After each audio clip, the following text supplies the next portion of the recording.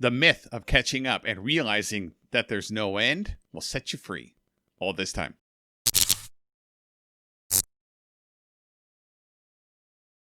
Have you ever had this thought? This week, I'm going to buckle down, I'm going to put in some extra hours, and I'll be all caught up, and then next week will be better, or we'll be back to normal. Guess what? There's no such thing as catching up, and next week will never be normal, and you'll never be back on track, because there's always more work. There's always something right behind you that's waiting for you, that once you finish this thing, you're on to another thing. And I used to say this to myself all the time.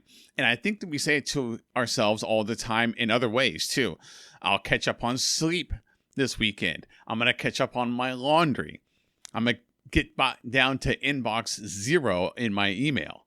These are things that we say to ourselves all the time, right? And then once we do that, everything is going to be better. But then we know that immediately after that, there's 700 more emails that come in. The laundry continues to pile up, because even though you got it done doesn't mean that the laundry stops. And there's always things that are right behind when you say, I'm going to catch up. I'm going to spend this week, I'm going to put in extra time, and I'm going to catch up. The reality is that there's no such thing as catching up, because there's always work that's right behind us, that's waiting to fill that void when you feel like that you have caught up. And this is something that I've thought about a lot. It was something that used to affect me a lot because it weighed on me as a lot of stress. Like, man, I just feel like I'm always falling behind, that I'm always just off. I need to just catch up. I need to spend a day and just catch up on insert blank. But there's probably a reason why you feel like you need to, quote, catch up on those things. It's because they're either A, you're not accepting that there's just always more work, or B, that what you have to do isn't something that you want to do. And that when you don't want to do it, you continue to delay it, and it'll just pile up and pile up and pile up. And then eventually it gets to the point where it's like, well, I have to do something about this gigantic pile. And then you feel like that you're always behind because you're looking at all the stuff that you have to do. And you're like, there's no way that I can catch up. It's just endless.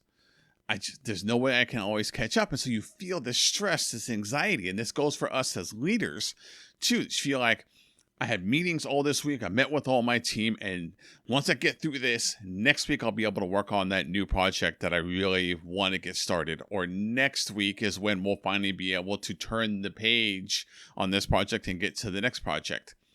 There's always something.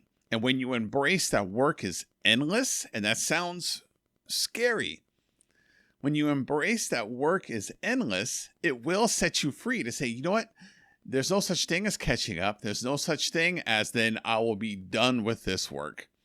And just embrace the fact that you get to work every day, and that you get to work on the things that are important to you every day. Because if you want to be more productive, the solution isn't to do more stuff. It's actually to do less stuff, but do the things that are important, not what is urgent or important to other people. Do what's important to you, and then you will feel more effective. You will be more efficient. You will get more done, and you'll be happier with the work that you do because you spent that time doing what it is that is important to you, not what's important or urgent to other people. And we get buried in that so often. And then we say, well, I'm going to put in some extra time in the office to get caught up. But then tomorrow there's more extra time, and the next day there's more extra time, and the next thing you know, you're just working 50, 60 hours a week, right? I mean, a lot of us, especially in marketing, we find that we're putting in a ton of extra hours all the time because on Saturday something came up on Facebook, and now I'm going to do this. There's always something. So when you embrace the fact that there's just work every day, and it just is, and no matter what, every time you open that email, more emails are going to come in. There's no such thing as catching up on emails. What would be a better use of your time is to focus on what's important. What's important to you? What'll make you feel satisfied? What'll make you feel happy? What'll make you feel like you got something done? That could be getting to inbox 0, but that could be something totally different. Instead of spending 2 hours a day to get your email down to inbox 0, what if you spent that 2 hours with someone who was important to you? or working on a personal project that you've always wanted to get started, or learning a new skill? What if you spent that time doing that instead of feeling like I need to catch up on my email? You don't want to do it, so don't do it. Shuffle that off. Figure out something else to do. Delete all those emails that are older than a week. Go ahead. No one will even know. Just delete them. Delete them all. And then move on. Because those are things that you don't want to do. And this is something that's on my quote board for this week. And I'm going to read it. I know I'm looking off camera here, but I'm going to read it. If the intention isn't there, then maybe it's not right for you. Save your energy for the people, moments, and opportunities you really want. Stop doing other people's work. And if you start saying no, which sounds scary, you say, I'm not going to come to that meeting. I'm not going to do that thing. I'm not going to show up to this event. I'm not going to spend time to work on that project. You feel like you have to do it because everyone's paying attention to you and they expect you to do it and that you're being measured by that.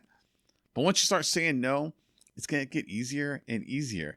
And don't sidestep the things that are important to you to do the things that are important for other people.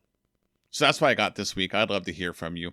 Email me, obscurednarration@gmail.com, or leave a comment below wherever you're watching or listening to this. And I'd love to hear from you. That's what I got for this week. I'll see y'all next time.